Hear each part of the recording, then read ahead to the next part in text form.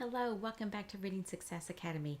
I'm Paula Smith with today's word attack practice for the day.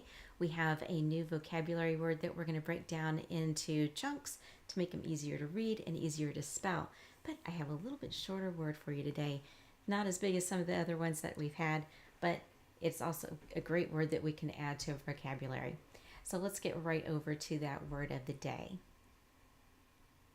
Now, I'd like for you to pretend that you don't know what this word is. Maybe you already know it. If not, that's okay. I'm going to show you how to break this word down to make it easier to understand, also easier to spell. All right, so what we're going to do first is look for any special endings like shun, chur, jur, or jeune. Any of those are called special endings, and I've talked about those before in some of my other word of the day practice lessons. If you would like to go back to some of the recordings that I already have on my channel, that will help you understand what I'm talking about, special endings. You always want to look for those first because you can always figure out what the end's going to be before you even get there. It's a 4 or 5 letters already worked out, so you don't have to sound out every single one. All right, I don't see a special ending here, so I'm going to look for 2 or more letters that make one sound now. And what I'm talking about are vowel teams, digraphs, trigraphs. If you're into all that vocabulary, that's what I'm talking about. Anytime 2 or more letters work together to make one sound. And what I see here is EY. Now, EY, most of the time, is a long E sound, like in monkey and valley. So that's what we'd want to try first with this word. But EY can also be a long A sound. So if you know this information, that's going to be really helpful when you're sounding out this word. If you don't know all the different sounds that these letter combinations can be, then you need to reach out to me at hello@readingsuccessacademy.com so I can give you some resources, because you really need to learn all those different groups of letters that represent one sound. All right, next up.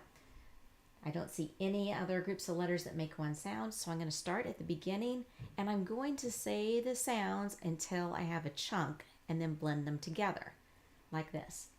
K, a, n, kan, con. We blended them together, and that's a chunk. A chunk is part of a word that has one vowel sound in it. It's similar to syllables, but not exactly.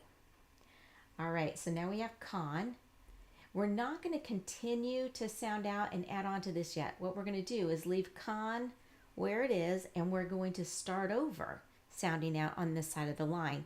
We're going to figure out this chunk, then we'll put the 2 chunks together.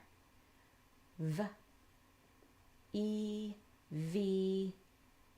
So our chunk is V, and now we're going to put our 2 chunks together. Con V, con V. Okay, that's not a word we know at least. So let's try a different sound. We always want to try changing vowel sounds first because vowels have so many different sounds to them. So we can try changing the O. We can try changing this E to a different sound. We can make this an or it can be an ah sound. It can also be an oo sound, like in the word to and do. But let's try because in so many words, the O gets kind of, it changed to like I call it a sloppy sound. It's just, instead of pronouncing it perfectly, we just say there. A lot of people call that a schwa sound. I just call it So when we sound this out again, you could start over at the beginning, but if you're really good with your auditory processing skills, meaning you can change the sounds around without having to sound it out from the beginning, you could just swap out that to an sound. So going from con to con, and then v, e, v, conv. Still, we don't have a word. Let's change another vowel sound. Let's make this an A sound. So that makes this chunk ve. We want to figure that out first before we put the other chunk on. You want to make sure that you have ve in your head before you put anything else with it. All right, so now we're going to say convey. Yes, that is a word. All right, so that's the process that you go through, and you might have to change the sound several times. Maybe you tried a long O sound and it wasn't familiar. And if you've gone through a couple of different vowel sound changes and you still don't have it, that's a great time to reach out for help. try to figure it out for yourself first, then reach out for help. All right, let's take a look at what this word means.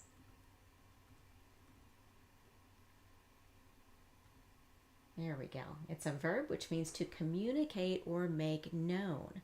And you can use it like this in a sentence. His smile conveyed his gratitude better than words ever could. So it's just a way of getting an information to someone, whether it be a conversation or it could be writing, could be a whisper, could be a text. You're getting information from one person to another, making some information known. All right, that's all I have for you today, my friend. I do a word of the day every day, Monday through Friday. I also do spelling lessons and reading lessons live Monday through Friday. Make sure that you hit the subscribe button so you know when I go live next, and you can interact with me in the chat if you choose to. Thanks for joining me today, and I will see you tomorrow.